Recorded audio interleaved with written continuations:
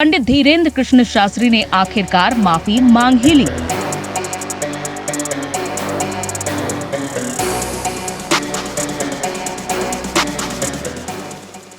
कभी जादू, कभी चमत्कार, कभी पर्ची पर भविष्य लिखने वाले बाबा, तो कभी शादी को लेकर चर्चाओं में छाए रहने वाले बाबा। जी हाँ, धीरेन्द्र कृष्ण शास्त्री, जिनको लगभग आज पूरा देश जानता है, क्योंकि आज के समय में शास्त्री पीएम नरेंद्र मोदी के बाद कुछ नेताओं को छोड़कर सबसे ज्यादा सोशल मीडिया पर फेमस हो चुके हैं। लेकिन आखिर ऐसा क्या हुआ कि इन्हीं पंडित धीरेन्द्र कृष्ण शास्त्री को सरेआम माफी मांगनी पड़ी? आइए आपको बताते हैं कि आखिर ऐसा क्यों हुआ।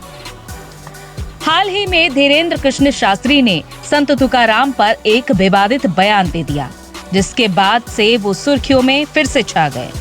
बागेश्वर धाम के प्रमुख धीरेन्द्र कृष्ण शास्त्री ने कहा था कि संत तुकाराम की पत्नी उन्हें रोज डंडे मारती थी। इसके बाद ये वीडियो सोशल मीडिया पर वायरल हो गया था। लोग इसकी आलोचना करने लगे थे। पुणे में तो लोगों ने धीरेन्द्र कृष्ण शास्त्री के विरोध में पोस्टर पर चप्पल भी मारी। के बाद मामले को तूल पकड़ता देखकर पंडित धीरेन्द्र कृष्ण शास्त्री ने आखिरकार माफी मांग ही ली। धीरेन्द्र शास्त्री ने सफाई देते हुए कहा कि संत तुकाराम एक महान संत थे और हमारे आदर्श भी हैं। हमने एक कथा में उनकी पत्नी को लेकर अपने भाव प्रकट किए थे, जिसमें उन्होंने कहा था कि वो थोड़ा विचित्र स्वभाव की थी। हमने गन्ने वाली कहानी पढ़ते हुए कहा था कि उनकी पत्नी उन्हें गन्ना लेने भेजती थी, फिर एक गन्ने से उनकी पिटाई के चलते 2 टुकड़े हो गए। इसे मैंने अपने भाव से समझाया, लेकिन मेरे शब्दों से कई लोगों की भावनाओं को ठेस पहुंची है और उनसे मैं हाथ जोड़कर माफी मांगता हूं। साथ ही अपने दिए गए शब्दों को वापस लेता हूं।